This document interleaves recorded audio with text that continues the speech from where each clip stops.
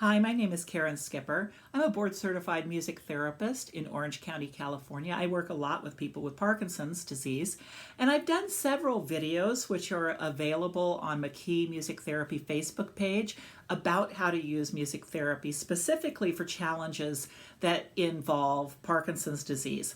I work a lot with communication using singing, breathing, vocal exercises to improve communication, breathing, and swallowing.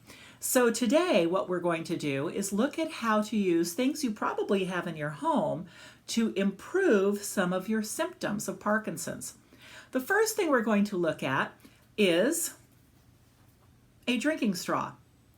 Now, you may or may not have drinking straws in your home. A lot of people with Parkinson's use drinking straws on a regular basis because of the muscle loss or the muscle weakness in our facial muscles. Sometimes it's hard for someone with Parkinson's to drink from a glass, and a straw can make it easier to drink. It is important, whether you're drinking from a glass or drinking from a straw, to have a good swallow. And in previous videos, we've talked about some exercises for swallowing. But a little helpful hint is whenever you're eating or drinking something, when you take a bite or a drink, and I'm going to take a drink of water and demonstrate, what you want to do before you swallow is dip your chin just a little bit. Just before you swallow. And what that does is it causes the epiglottis, which is the little flap that covers the trachea, which is the windpipe. When you swallow, it covers that so that the food or liquid goes into your stomach instead of into your lungs. So it's a very simple thing to do. You just have to be mindful, which is an important word with Parkinson's. Mindful that when you eat or drink, before you swallow whatever it is you've consumed or chewed up, dip your chin just a little bit. And that will go a long ways towards preventing you from aspirating food or liquid into your lungs. So back to the drinking straws. We're going to use these drinking straws for an exercise that is called straw phonation.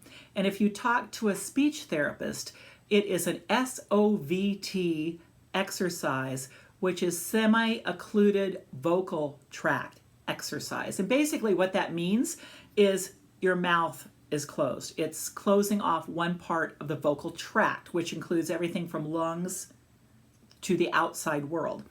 So what you will do is you will put the two drinking straws in your mouth and you will just hum.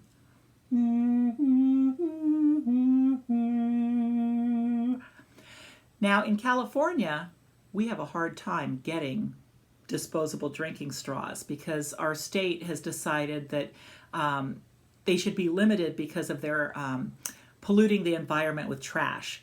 But some states don't have the same restrictions, and even in California, these came from Dollar Tree. So check some of the bargain stores. Shh. Anyway, so what you do is you'll just put it in your mouth and you'll hum.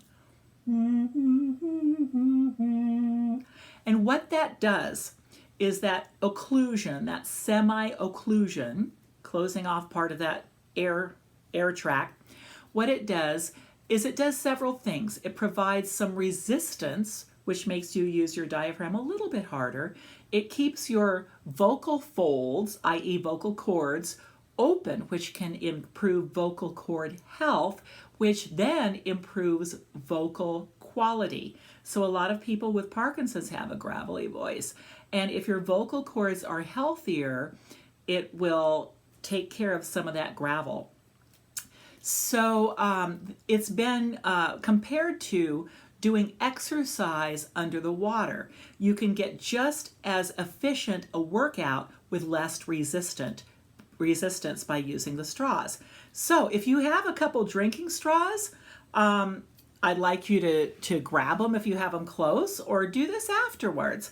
And you just put them in your mouth, and you can hold them if you like. I'm actually going to play the keyboard, and it's hard to hold straws while I'm playing keyboard, so hopefully they won't fall out of my mouth. But I'm going to sing a song that you probably know with straws in my mouth, which will be improving my vocal cord health.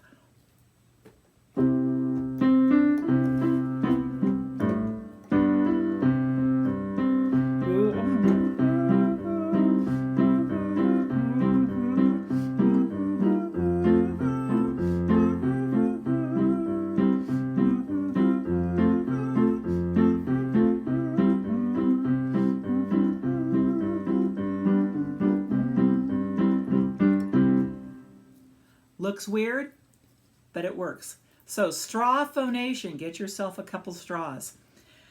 Another item that can do the same thing as a couple drinking straws, but is kind of a lot more fun. You might have seen one of these, you might have played one of these, a kazoo. And on television, there's a commercial for Facebook. And one of my favorite Facebook commercials is a Facebook page for kazoo enthusiasts. So if this inspires you, by all means, join that Facebook page. But the principle is the same. You are occluding, semi-occluding that airstream by putting a kazoo in your mouth. And I like to use the large end for two reasons. One, because it's easier to hold, and B, because it gives you more, you're closer to the little membrane that's in there. If you know how a kazoo works, I'm going to hold this up to the camera. Inside, where you see that little cross, there's a little bit of wax paper under that, and that's what makes the buzz. And I know some people, when they were kids, they would put a piece of wax paper over a comb, and you can get the same effect. But a kazoo is just a lot more fun. So it's the same principle as with the straws. You put the kazoo in your mouth, and you'll sing a song. And I just did You Are My Sunshine. I'll do a different song.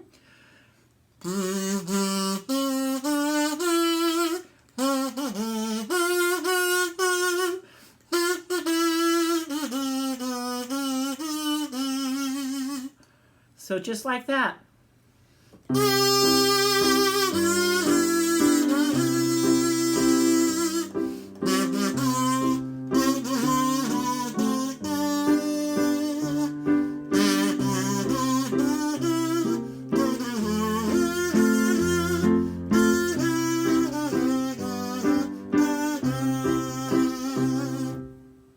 So kind of fun.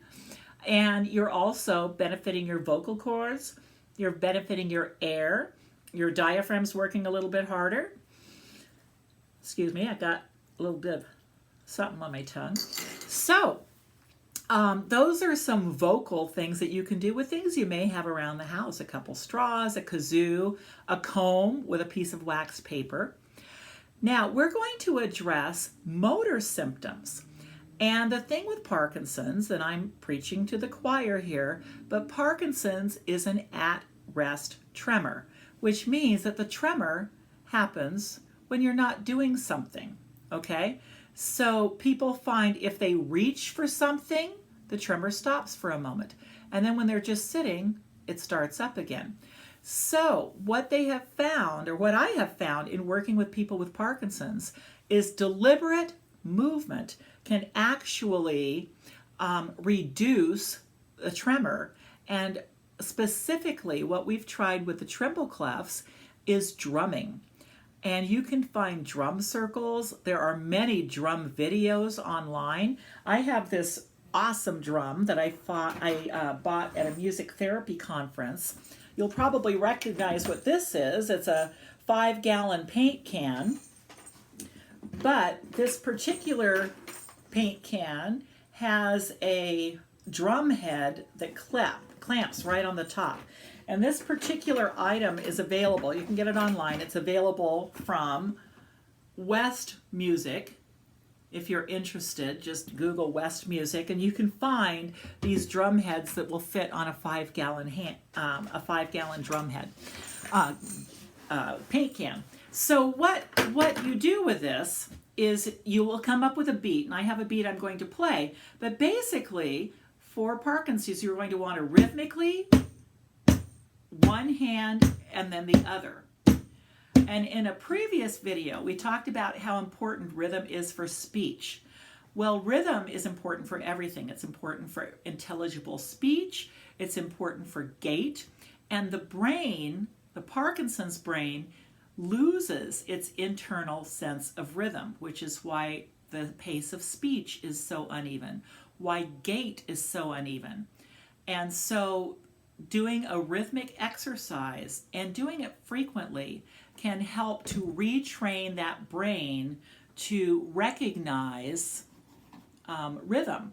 So I'm going to play a backtrack, and this is just percussion. So, and I'm going to beat with it, and I would suggest that you alternate one hand and then the other. I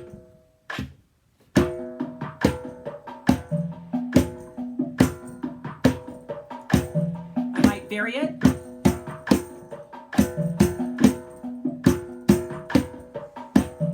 Maybe 2 and 2.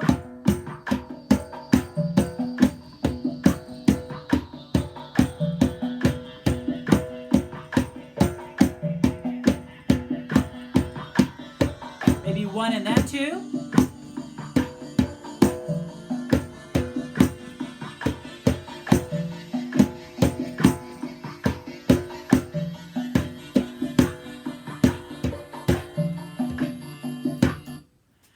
So there are some variations. So just find something you like on YouTube, something that's got a strong beat, and you can drum away. Just be sure that you are on the beat, whatever it is. So I would recommend something maybe from the 70s, from the 80s, from the 90s, where percussion was really the dominant characteristic. Now, I told you, you can order that little drum from West Music. You don't have to order that drum from West Music. I have another drum right here. This is called an empty trash can. And I did empty it because I figured that I didn't want to be spewing trash all over the place. But I can play this. I can play it many ways. That didn't work so well.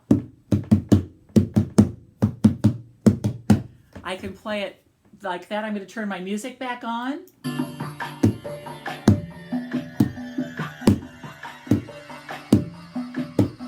On the beat.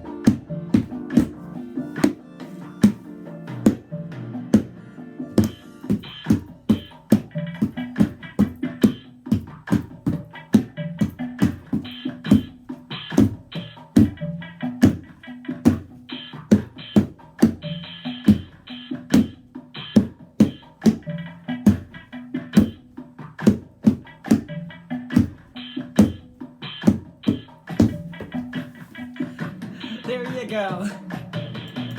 So I just dropped my trash can. But not to worry, because I can pick it up and carry on right where I left off. So there's no excuse not to make music in your home. You can use drinking straws. You can use a kazoo. You can use a drum. You can use a trash can. In fact, you can even use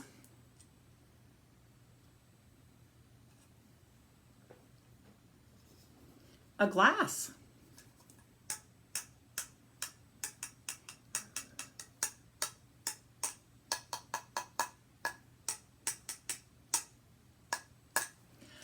So be creative, have some fun. Have your family members make music with you. There are all sorts of fun ways that you can make music together. And as long as you keep a steady rhythm, it will also help your brain to reorganize itself rhythmically. So thank you so much for watching today, and I hope you have fun making music.